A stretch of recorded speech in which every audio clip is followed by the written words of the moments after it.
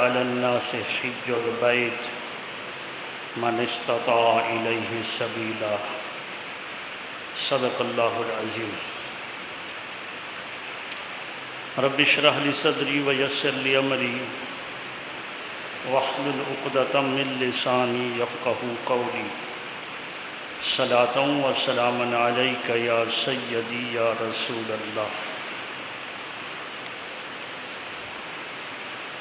حمد و صلات پر مشتمل مختصر ترین خطبہ کے بعد نہایت ہی واجب الاحترام معزز و محترم سامعین کرام عزیزان گرامی کہتے ہیں، اللہ رب العزت کے فضل و کرم سے، اس کی دی ہوئی توفیق سے آپ احباب کے سامنے سورہ آل عمران سے غالباً آیت نمبر 97 ہے،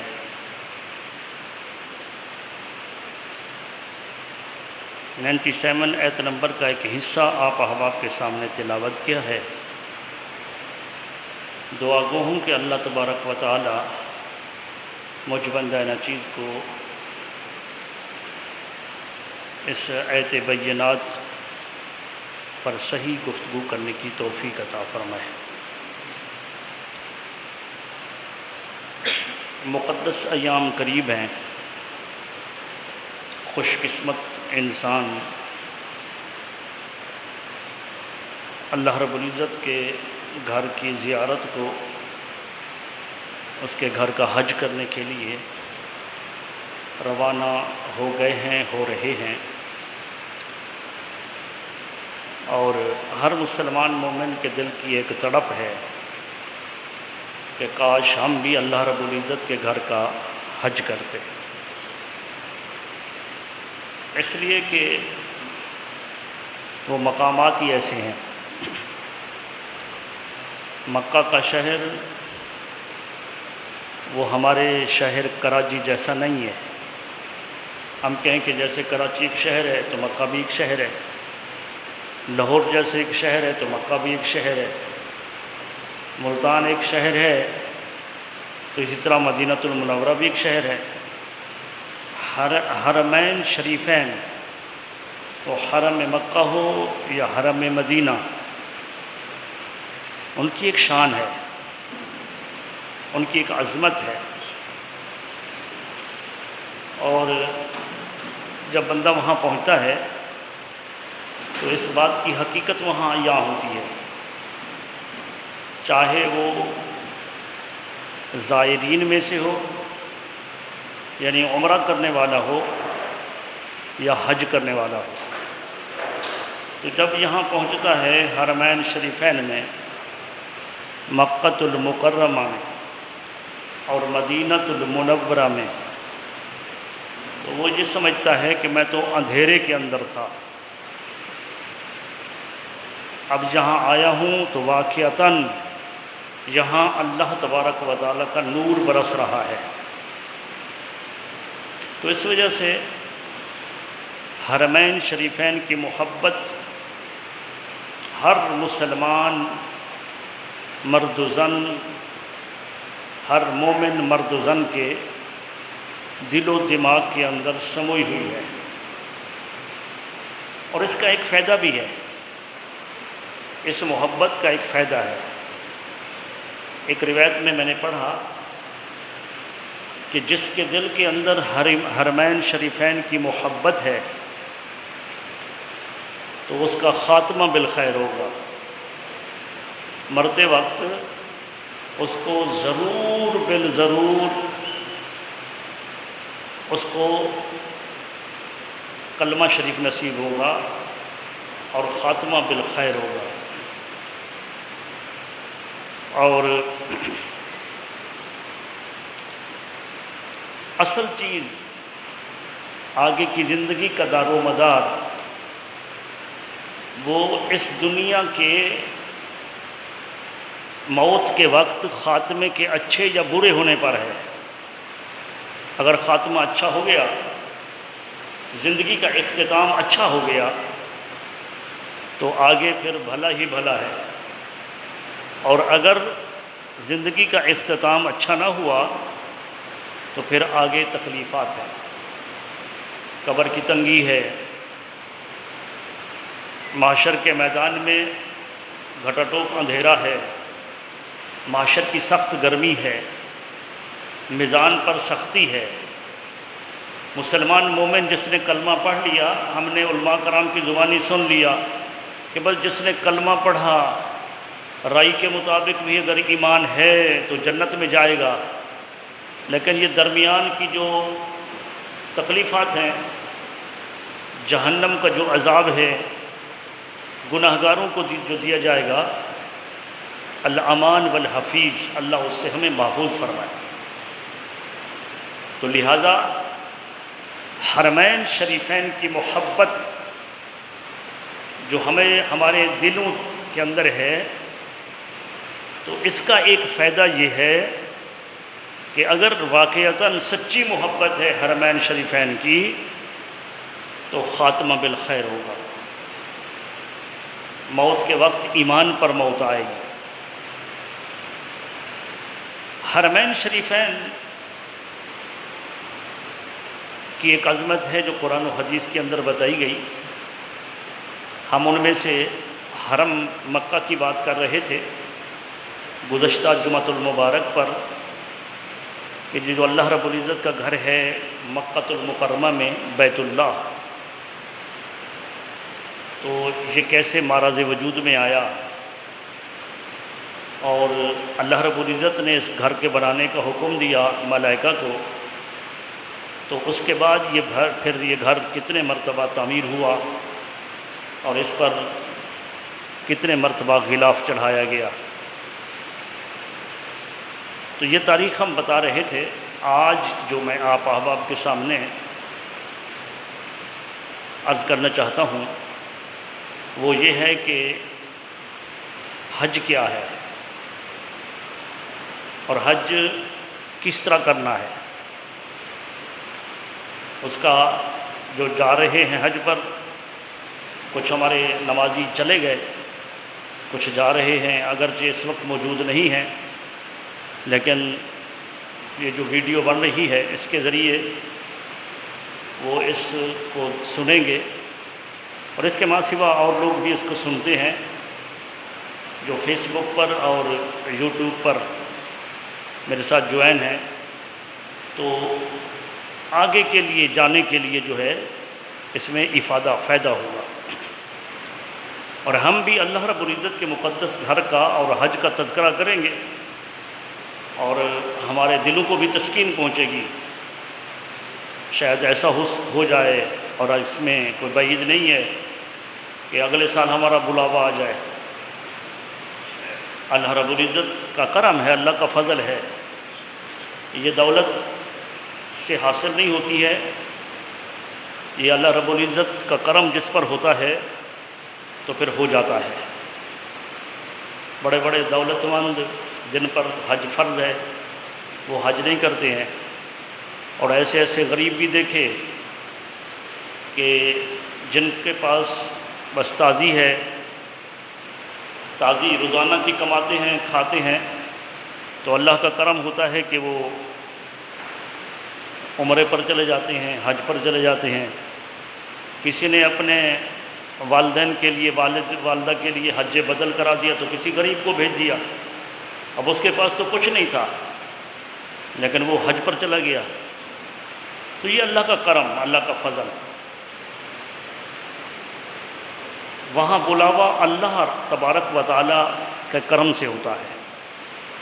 مجھے اچھی طرح یاد ہے کہ ہم جب پڑھتے تھے دوسرے سال میں، تو ایک ناظم آباد کے اندر ایک محفل نعت ہوتی ہے، ابھی بھی ہوتی ہے، تو وہاں 10-15 ٹکٹ ہوتے ہیں عمرہ کے۔ تو ساتھیوں نے سوچا کہ بھئی نعت بھی سنیں گے، اور وہاں پر شناختی کارڈ ڈالا جاتا ہے، تو شناختی کارڈ کی کاپی ڈالیں گے، ہو سکتا ہے ہمارا عمرے کا ٹکٹ نکل ہے۔ وہ صحیح ہے یا نہ صحیح ہے اس پر علیحدہ گفتگو ہے، کہ لوگوں کو اس کے لیے بلانا، لالچ دینا، بس اوقات ایک ٹکٹ کا اعلان کر دینا۔ اب وہ کتنے ایسے محبت کرنے والے ہوتے ہیں کہ دل تڑپ رہا ہوتا ہے کاش میرا ٹکٹ نکل آئے، اور ٹکٹ ایک ہی ہے، کہیں 2 ہیں، کہیں 3 ہیں، کہیں 4 ہیں۔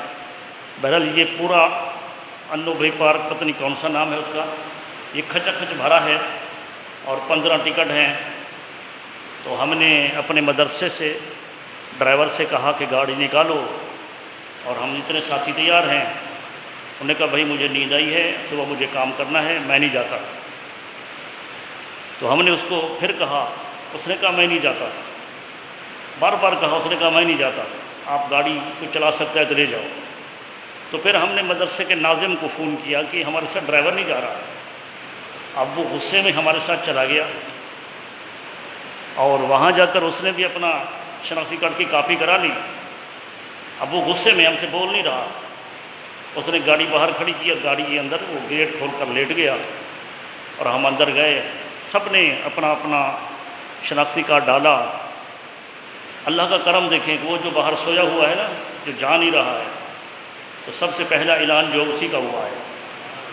ہم ایسے ایک ساتھی گیا، اس کو اٹھا کر بلا کر لے آیا۔ تو بات یہاں سے نکلی تھی کہ جب اللہ کا کرم ہوتا ہے تو پھر وہ اتنا خوش تھا، واپسی پر اتنا خوش تھا، روئے جا رہا تھا کہ یار تمہارا اتنا مجھ پر احسان ہے۔ ہم نے کہا اب تو جا رہے نہیں رہے، تم تو غریب آدمی تھا۔ تو اللہ تبارک و تعالیٰ کا جب کرم ہوتا ہے تو پھر حرمین شریفین کی زیارت کا سبب بن ہی جاتا ہے اللہ کے کرم سے۔ اور حج جو ہے، حج رب کائنات نے ارشاد فرمایا وَلِلَّهِ عَلَى النَّاسِ حِجُّ الْبَيْتِ، بیت اللہ کا حج لوگوں پر اللہ کے لیے ہے، اللہ کے لیے، اللہ کی رضا کے لیے لوگوں پر یہ فرض ہے کہ وہ بیت اللہ کا حج کرے، مگر کون؟ من استطاع الیہ سبیلا، جو وہاں آنے کی قدرت رکھتا ہے، طاقت رکھتا ہے۔ ہمارا دین اسلام ایک آسان مذہب ہے، لا اکراہ فی الدین، دین میں جبر نہیں ہے، دین میں کوئی ایک مسئلہ ایسا نہیں ہے کہ جو زبردستی ہم پر ٹھونسا گیا ہو، ایک مسئلہ بھی ایسا نہیں ہے۔ اور دین اسلام سے آسان ترین دین کوئی نہیں ہے، اس سے زیادہ آسان کوئی نہیں ہے۔ سابقہ دین اس سے مشکل تھے۔ سابقہ دینوں کے حوالے سے میں نے کئی مرتبہ بات کی کہ اگر کپڑا کو پاک کرنا ہوتا تھا تو دھونے سے پاک نہیں ہوتا تھا، اس کپڑے کو کاٹنا پڑتا تھا۔ جسم پر گندگی لگ جاتی تھی تو اس کو چمڑے کے ساتھ خریدنا پڑتا تھا۔ اب کتنا تکلیف دہ چیز ہے کہ یہ اوپر کا چمڑا بھی اتار دو۔ اللہ کا کرم دیکھیے کہ اس کا یہ دین اسلام اس کا پسندیدہ دین ہے، پانی سے دھو تو پاک، جسم بھی پاک، کپڑا بھی پاک۔ تو دین اسلام ایک آسان ترین دین ہے، آسان ترین مذہب ہے۔ رب کائنات نے فرمایا کہ یہ بیت اللہ کا حج لوگوں پر فرض ہے، مگر یہ نہیں کہا کہ سبھی پر فرض ہے۔ جس کے پاس صبح شام کی کھانے کی نہیں ہے، اگر فرض ہوتا تو اس کو بھی ضرور حج کرنا ہوتا، لیکن رب کائنات نے فرمایا من استطاع الیہ سبیلا، جو یہاں آنے کی طاقت رکھتا ہے، اس کے پاس اخراجات ہیں، وہ وہاں سے وہاں تک سواری کی طاقت رکھتا ہے۔ سابقہ دور تھا تو وہ اونٹ گھوڑا جو بھی سواری ہوتی جہاں جا سے جائے، اگر وہاں تک وہ سواری رکھنے کی طاقت رکھتا ہے، راستے میں اپنے خورد و نوش کی طاقت رکھتا ہے، تو پھر اس پر حج فرض ہے۔ اور اب بھی اسی پر فرض ہے کہ جو یہاں سے وہاں تک ہوائی جہاز کا ٹکٹ، وہاں کے اخراجات، اور 1 سال کے لیے گھر والوں کا خرچہ بھی رکھتا ہے۔ گھر میں جو چھوڑ کر جا رہا ہے ان کے لیے بھی وہ سال کے لیے سابقہ قید تھی، ابھی جتنے دن لگتے ہیں 1-2 مہینے، تو اتنا مہینوں کا خرچہ بھی گھر کے لیے وہ چھوڑ کر جائے۔ دیکھیں کتنا آسان ہے۔ اور زندگی میں کب فرض ہے؟ کتنے دفعہ فرض ہے؟ زندگی میں 1 مرتبہ فرض ہے۔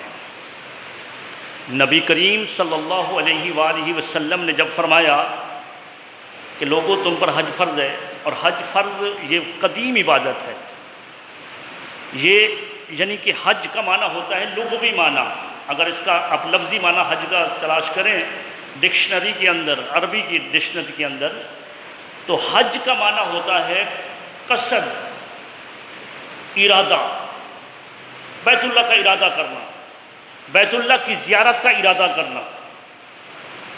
اور یہ حج بیت اللہ کی زیارت کا یہ وہ مقدس عبادت ہے جو آدم علیہ السلام سے لے کر میرے آقا و مولا حضرت محمد مصطفیٰ صلی اللہ علیہ وسلم تک چلی آ رہی ہے۔ مخصوص قسم کے جو ارکان ہیں جو آگے بیان کرنے والا ہوں، یہ کچھ وہ ہیں جو ابراہیم علیہ السلام سے یہ شروع ہوئے۔ اس سے پہلے حج تھا، لیکن کیا تھا؟ صرف زیارت کرنا، بیت اللہ آؤ، طواف کرو، زیارت کرو، صرف اتنا تھا۔ اور طواف کا حکم شروع سے ہی ہے، جیسا کہ گزشتہ جمعہ پر میں نے عرض کیا کہ آدم علیہ السلام نے بھی عرض کی تھی کہ بیت المعمور پر تو تیرے فرشتے تیرے گھر کا طواف کرتے ہیں، تو رب کائنات نے اسی سیدھ پر اپنے گھر کو تعمیر کرنے کا حکم دیا، بیت اللہ کو۔ اور جب تعمیر ہوا تو دو جنتی نعمتوں کو اتارا، حجر اسود کو اور مقام ابراہیم کو، دو جنتی پتھروں کو اتار کر فرمایا کہ یہ بیت المعمور کی سیدھ میں بالکل میں نے اپنا گھر بنا دیا ہے، اب اس کے گرد طواف کر۔ تو حضرت آدم علیہ السلام نے پہلا طواف کیا۔ اس کے بعد انبیاء کرام یہاں پر تشریف لائے، اپنے اپنے ادوار کے اندر انہوں نے اس گھر کی زیارت بھی کی، طواف بھی کیا۔ اور اس گھر کی عظمت یہ ہے، یہ جو گھر آپ زیارت کے لیے جاتے ہیں، مکۃ المکرمہ، بیت اللہ، اس حرم کے اندر کم و بیش 70 انبیاء کرام کے مزارات ہیں۔ یہاں پر 70 انبیاء کرام کے۔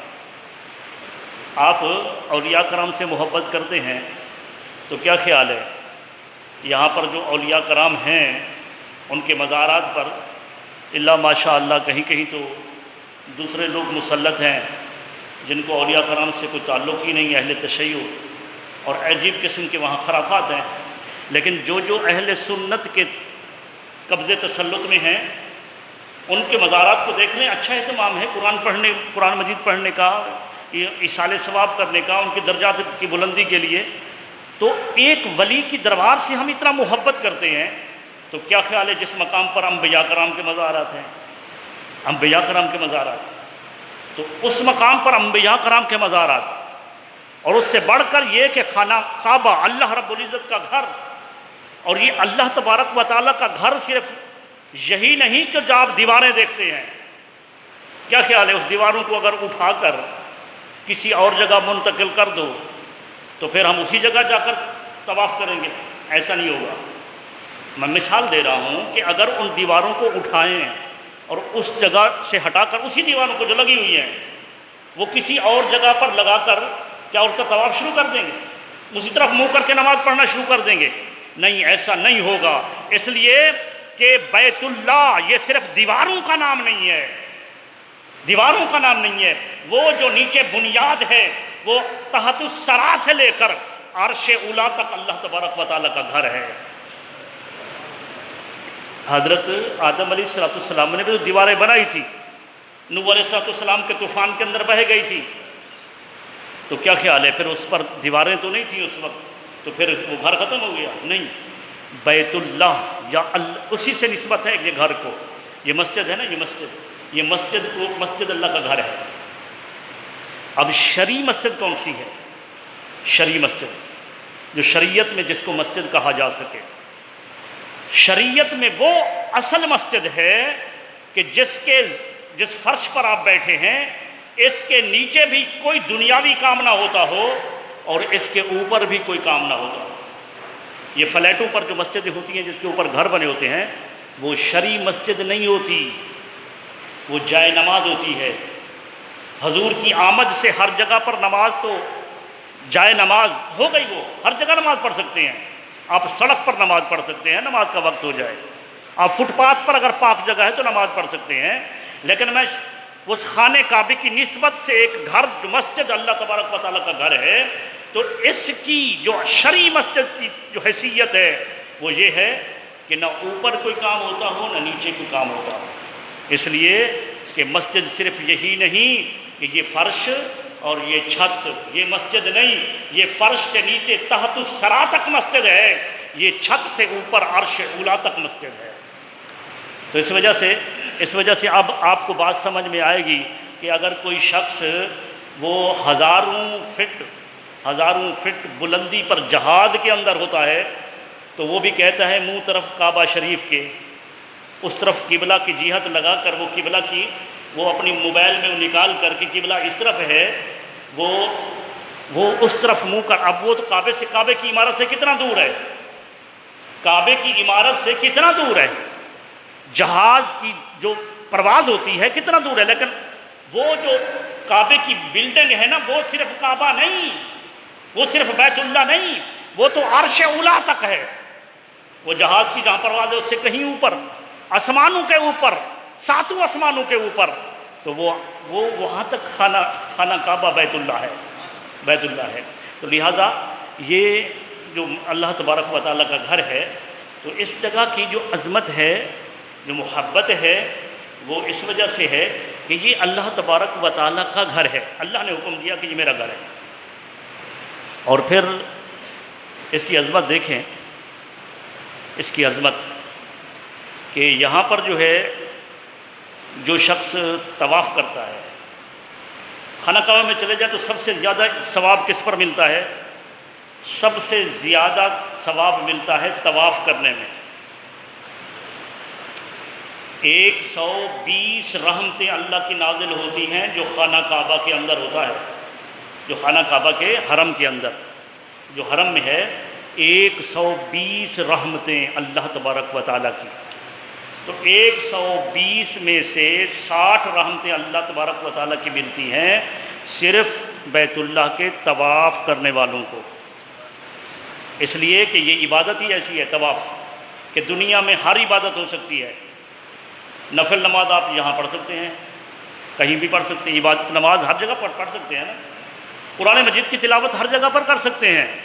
ایک واحد یہ عبادت ہے خانہ کعبہ کا طواف جو صرف بیت اللہ میں ہوتا ہے، تو اس وجہ سے رب کائنات نے اس پر ثواب بھی زیادہ رکھا ہے۔ وہ 120 رحمتوں میں سے نصف آدھی رحمتیں صرف طواف میں رکھی ہیں، اور پھر 60 باقی بچیں، تو 60 میں 40 رحمتیں نازل ہوتی ہیں جو حرم کے اندر نماز پڑھ رہا ہے، حرم کے اندر نماز جو پڑھ رہا ہے اس پر 40 رحمتیں نازل ہوتی ہیں۔ اللہ کا کرم دیکھو کہ اگر آپ تھک گئے، طواف کرتے کرتے تھک گئے، نماز نہیں پڑھ سکتے، بیٹھے ہیں تھک گئے، تو پھر عبادت رب کائنات کی یہ ہے خانہ کعبہ کے اندر۔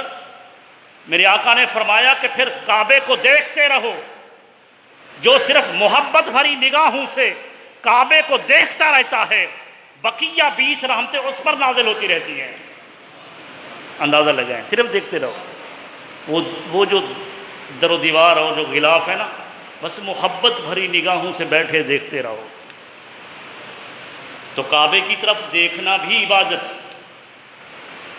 طواف تو بڑی عظمت والی عبادت۔ اس وجہ سے جب موقع ہو تو وہاں نوافل نہیں، زیادہ سے زیادہ کثرت طواف کی جائے، کہ یہ موقع کبھی ملے یا نہ ملے پھر زندگی میں۔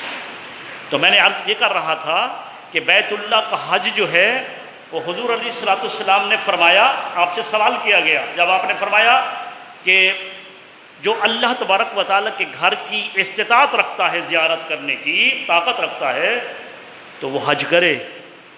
تو ایک صحابی نے عرض کی، یا رسول اللہ کیا ہم پر حج فرض ہے؟ تو ہر سال فرض ہے، ہر سال فرض ہے۔ میرے آقا نے خاموشی اختیار کی، میرے آقا نے کوئی جواب نہیں دیا۔ پھر اس نے عرض کیا کہ یا رسول اللہ کیا حج ہر سال فرض ہے؟ تو حضور نے پھر بھی خاموشی اختیار کی۔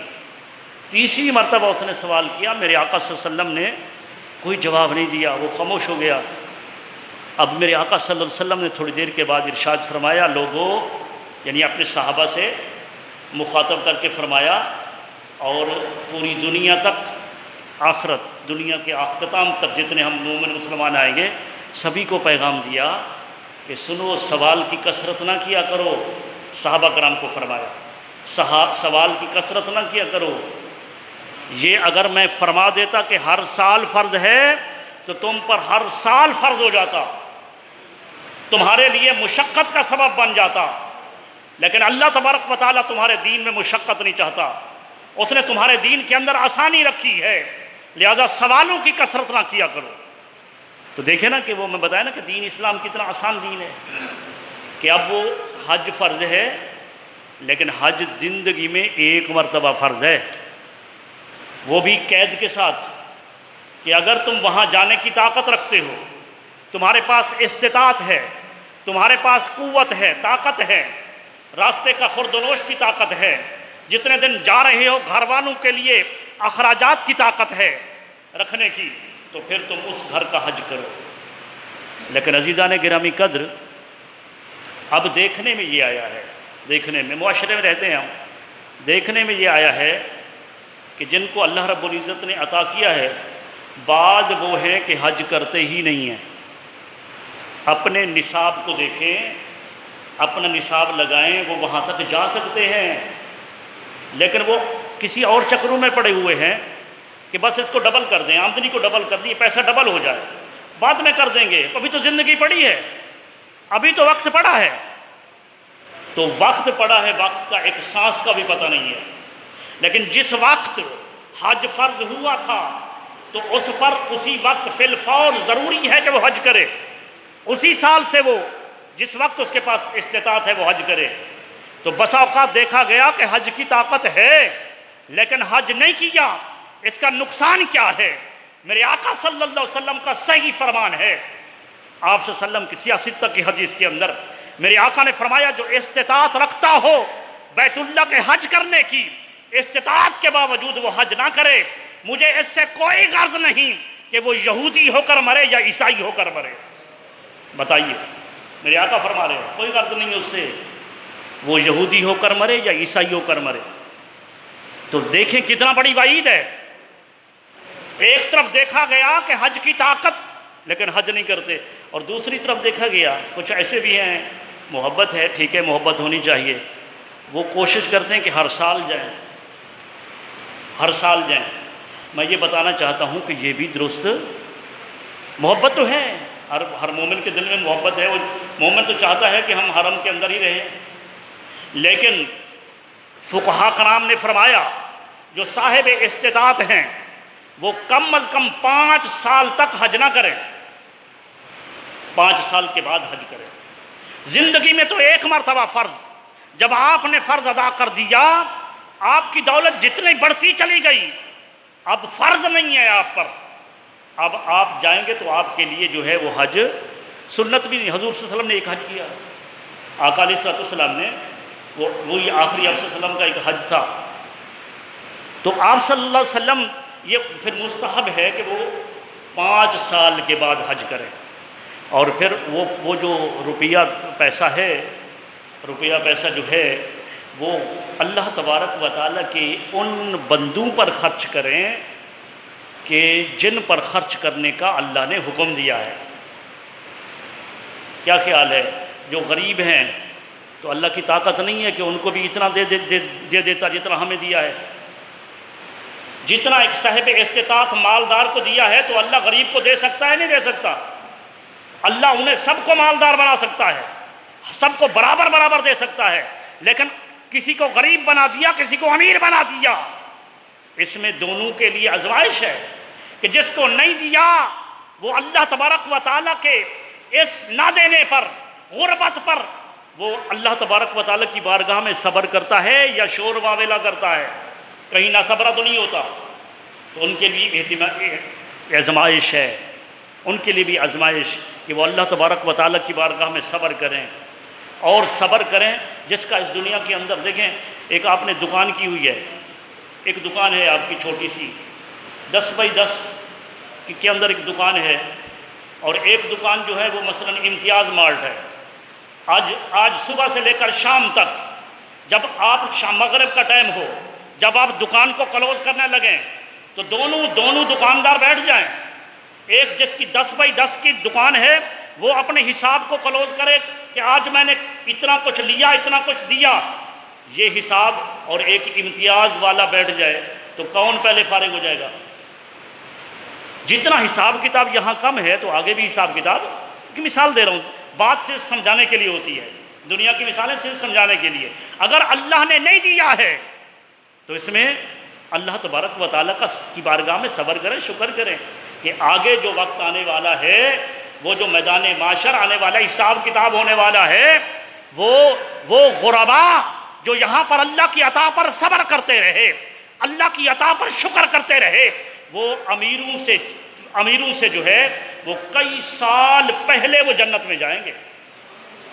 اور دوسری آزمائش ہے امیروں کے لیے، ہاں دیا ہے تمہیں تو کچھ تمہارا حصے کے اندر کسی اوروں کا بھی حصہ ہے، اوروں کا بھی حصہ ہے۔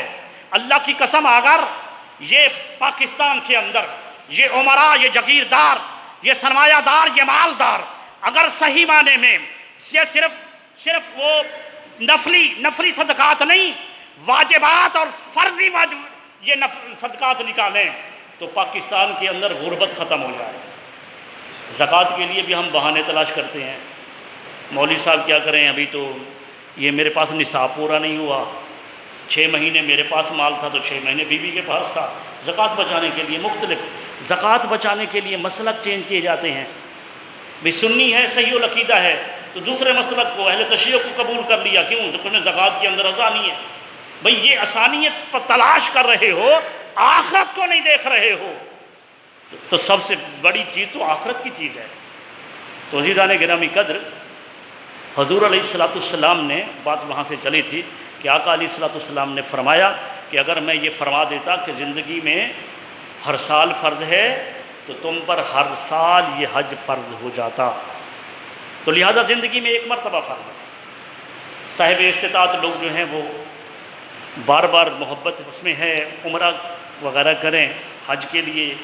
5 سال کے بعد ہمارے فقہ کے اندر، فقہ حنفی کے اندر بتایا کہ اس سے پہلے حج کرنا جو ہے وہ مکروہ تنزیہی ہے، یعنی بالکل قریب حلال کے قریب ہے، لیکن یہ ہے کہ وہ مال جو چونکہ اللہ نے فرض کیا تھا حج، تو حج جو فرض کیا تھا تو وہ تو ہم نے کر لیا۔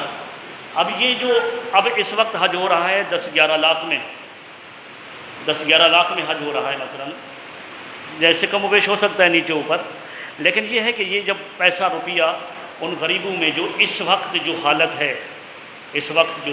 ہے، یہ پیٹرول کے حوالے سے ہر چیز کو قیمتیں بڑھتی ہیں، تو پھر غریب لوگ جو ہے وہ آپ دیکھتے ہیں چوک چوراہے پر بیٹھے ہوتے ہیں لوگ، جب بھی جاتے ہیں تو ان کے پاس کدال وغیرہ سامان وغیرہ ہوتا ہے، بیٹھے ہوتے ہیں، پوری دہاڑی نہیں لگتی۔ ایسے دہاڑی دار لوگ کہ جو دن میں کما کر آتے ہیں شام کو وہی کھاتے ہیں، ان کا کیا ہوگا؟ مہنگائی ہے، مہنگائی، تو پھر وہ پیسہ روپیہ جو ہے ان پر خرچ کریں۔ آخر میں میں مختصراً آپ احباب کے سامنے حج کرنے کا طریقہ بیان کر رہا ہوں۔ حج کا اللہ رب العزت ہم تمام کو حج کی سعادت نصیب فرمائے، اور جو ہمارے دوست احباب گئے ہوئے ہیں، ایک ساتھی گئے ہوئے ہیں تو انہوں نے بھی کہا کہ اس پر کچھ ویڈیو کے بنا دے تو ان کے پاس بھی پہنچ جائے گی۔ حج کی 3 قسمیں ہیں، ایک ہوتا ہے حج افراد، ایک ہے حج قران، ایک ہے حج تمتع۔ حج افراد سے افضل ہے حج تمتع، حج تمتع سے افضل ہے حج قران۔ حج افراد یہ ہے کہ آپ صرف اور صرف حج کا احرام باندھیں۔ آپ یہاں سے جا رہے ہیں، آپ نے جہاز کے اندر یہیں ایئرپورٹ سے یا گھر سے آپ نے احرام باندھ لیا، اور جب آپ ارادہ کریں گے، جب احرام باندھیں گے تو آپ نیت کریں گے، نیت وہاں پر کریں جہاں میقات سے پہلے کپتان بتاتا ہے، تاکہ احرام کی جو پابندیاں ہیں اس سے پہلے آپ فارغ رہ جائے۔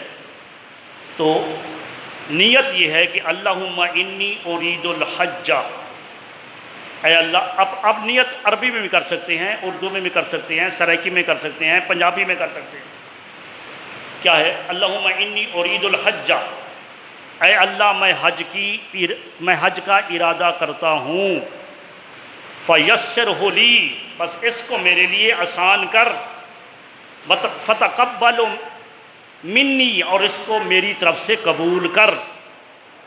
اب دیکھیں میں نے ترجمہ بھی بتا دیا، اے اللہ میں نے تیرے گھر کے حج کا ارادہ رکھتا ہوں، بس تو اس کو میرے لیے آسان کر اور تو اس کو اپنی بارگاہ میں میرے لیے قبول فرما۔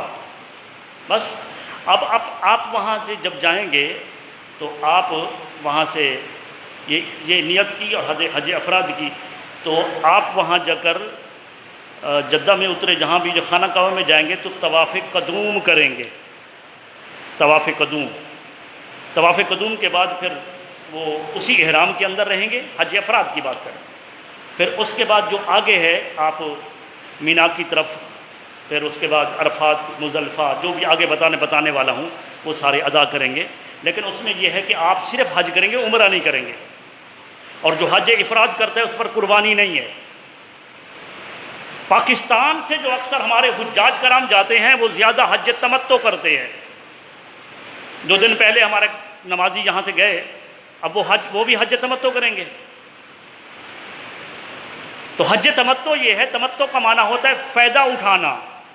سفر ایک ہے اور ایک سفر سے فائدہ اٹھانا، 2 فائدے اٹھانا، بھی عمرہ بھی کر لیا، حج بھی کر لیا۔ تو اس کا طریقہ یہ ہے کہ آپ جب جہاں سے جا رہے ہیں تو سب سے پہلے جب نیت کریں گے تو حج کی نہیں، بلکہ اس وقت آپ نیت کریں گے عمرہ کی۔ اللہم انی ارید العمرۃ، اے اللہ میں عمرہ کی ارادہ رکھتا ہوں، عمرہ کی نیت کرتا ہوں۔ تو عمرہ کی نیت سے جا کر عمرہ کے اندر 4 چیزیں ہیں مین، کوئی مشکل نہیں ہے، حج بھی مشکل نہیں، عمرہ بھی مشکل نہیں۔ میں نے تو عمرہ کیا، تو جب عمرہ کیا تو ساتھی کہہ رہے تھے کہ آپ نے پہلے شاید عمرہ کیا ہوا ہے، لیکن آپ کے سامنے حج بھی رکھنے والا ہوں، حج نہیں کیا میں نے۔ جو حاجی یہاں بیٹھے ہیں وہ میری اس بات کی تصدیق کریں گے، جب بندہ حج کر کے آتا ہے تو پھر تو زیادہ ہی مزہ آتا ہے، تو آسان ہے، مشکل نہیں ہے۔ تو عمرے کے اندر 4 چیزیں ہیں، کون کون سی؟ احرام باندھنا، اس کے بعد طواف کرنا، اس کے بعد صفا مروہ کی سعی کرنا، بالوں کو مڈوانا، عمرہ ہو گیا۔ یہ 4 چیزیں۔ اور اسی طرح آپ حج کو، کیونکہ میرا گفتگو حج پر کرنی ہے، آپ حج کے لیے جو ہے وہ بھی آسان ہے۔ آپ پوری کتاب پڑھیں گے، اتنا موٹی کتاب کے ہاتھ میں ہے، تو آپ پڑھیں گے تو آپ کہیں گے بڑا مشکل ہے یار، یہاں سے پڑھا یہ پڑھا سمجھ نہیں آ رہی۔ میں ایک آسان طریقے سے مختصر الفاظ کے اندر میں آپ کے سامنے حج رکھ رہا ہوں، اور پھر انشاءاللہ جب حج پر جائیں گے، اور انشاءاللہ ضرور ہم جائیں گے اللہ تبارک و تعالیٰ کی بارگاہ میں، انشاءاللہ سب دعا امین کریں، انشاءاللہ جائیں گے۔ آپ میں سے جس کسی ایک کی دعا قبول، انشاءاللہ سب حج کریں گے تو حج انشاءاللہ آسان ہو جائے گا۔ تو حج جو ہے، حج میں آپ ایسا کریں پوری کتاب کو مد نظر نہ رکھیں، پوری کتاب کو پورے بھئی اب جو ہے نا یہ ہے، آپ چند چیزیں بتا رہا ہوں کہ حج کے لیے آپ جب حج تمتع کو گئے، آپ حج و تمتع میں آپ گئے، آپ نے جا کر عمرہ کر لیا، جب آپ صفا مروہ کے بعد آپ نے سر مڈوا لیا، احرام سے آزاد ہو گئے، اب آپ مکہ شریف میں رہتے ہیں اپنی بلڈنگ کے اندر۔ اب وہ وقت جو ملتا ہے آپ جب کیونکہ حج کے 5 دن ہیں، ان 5 دنوں سے پہلے آپ حرم میں بھی آتے ہیں، طواف کرتے ہیں، جو عبادتیں کرتے رہیں، عبادت اپنے، میں نے بتایا کہ حرم کی یہ شان ہے، وہاں پر حرم کو دیکھنا ہی، بیت اللہ کو دیکھنا بھی عبادت ہے۔